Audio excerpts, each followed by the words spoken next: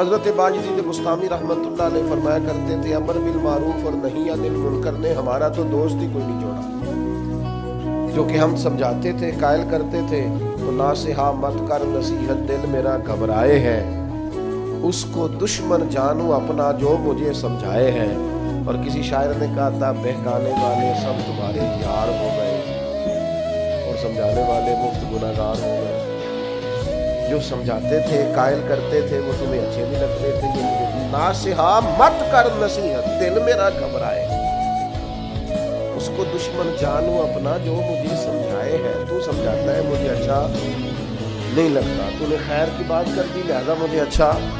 ہم تربیت کے میدان میں اور بالخصوص اپنے حق میں سچی بات سننے کو تیار نہیں ہوتے۔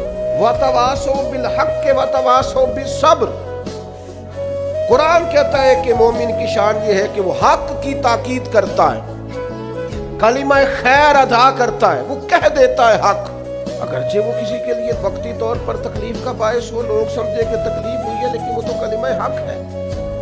اور پھر یہ مت سمجھیں کہ آپ حق کے راستے پہ چل رہے ہیں تو آپ یہ محسوس کریں گے کہ ساری دنیا آپ کی تائید ہی کرے گی۔ بڑے لوگ تائید کرتے ہیں، پیار کرنے والوں کی بھی تعداد گنی کوئی نہیں جا سکتی، انہیں بھی شمار کیا جا سکتا نہیں، لیکن یہ نہیں ہو سکتا کہ کل دنیا ہی آپ کی تعریف کرے۔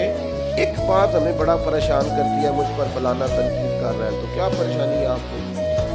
کیا سمجھتے ہیں آپ اپنے آپ؟ مت ہونی چاہیے۔ ساری زندگی ہم اپنے بچوں کو پیس کے رکھ دیتے ہیں کہ پتر فلانا کام نہ کرے، لوگ کیا کریں، وہ نہیں کرتا تو پھر لوگ ولی مان لیتے ہیں بچے کو۔ کبھی اپنے بچوں کو اس اذیت سے نہ گزارنا کہ لوگ کیا کہیں گے۔ ہاں، انہیں کہنا پتر وہ کام کرنا جس سے اللہ راضی ہو، وہ کام کرنا جس سے اللہ راضی ہو۔ انہیں سمجھانا کہ بیٹا یہ کام نہ کرنا، اس سے اللہ کی نافرمانی ہوتی ہے۔ لیکن آپ انہیں اس پریشر میں نہ لائیں کہ لوگ کیا کہیں گے۔ آپ لوگوں کے سامنے اپنا آپ کلیئر کرنا چاہتے ہیں۔ ہاں، یہ حضور نے ضرور فرمایا ہے کہ تہمت والی جگہ سے بچو، بلا وجہ ایسا کام نہ کرو جس پر تمہارے لیے بحث کا دروازہ کھلے۔ باقی ساری زندگی لوگوں کو وضاحتیں نہ دیں، اپنے رب کی بارگاہ میں اپنے آپ کو صاف رکھیں، ضمیر کی عدالت میں اپنے آپ کو سرخرو کریں، تاکید حق کریں۔ سنیں جو کہنے لگا تھا حضرت موسیٰ علیہ السلام نے اللہ کی بارگاہ میں عرض کی، اللہ کے نبی معصوم ہوتے ہیں۔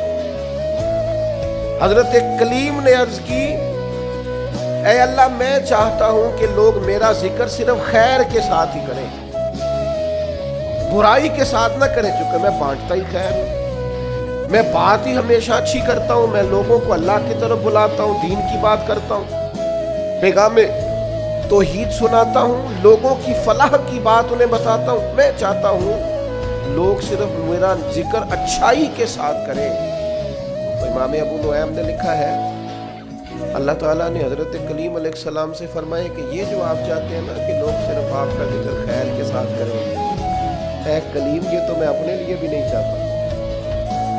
میں رب ہوں، پیدا کرنے والا ہوں، پالنے والا ہوں، پر لوگ تو سارے خیر کی بات معاذ اللہ رب کے بارے میں بھی کتنے مشرک ہیں، کافر ہیں، جو اللہ کو نہیں مانتے۔ تو فرمایا یہ تو میں اپنے لیے بھی نہیں چاہتا۔